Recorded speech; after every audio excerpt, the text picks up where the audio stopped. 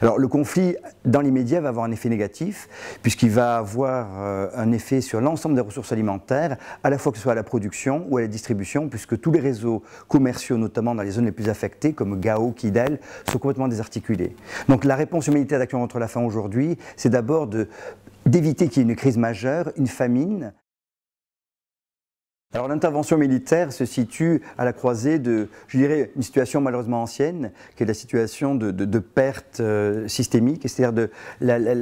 l'évolution sur le long terme du Mali est négative en termes de production alimentaire, en termes de charge démographique et de changement climatique. Et puis les éléments nouveaux qui ont été créés à la fois par la chute de la Libye et le retour massif d'hommes très bien armés, et puis quelques années avant, depuis la moitié des années 2000, l'arrivée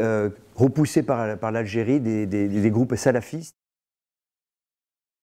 Donc on a vraiment le cocktail explosif, mais ce qui nous préoccupe à Action contre la faim, c'est que c'est un cocktail qui prend racine sur une pénurie profonde, sur une situation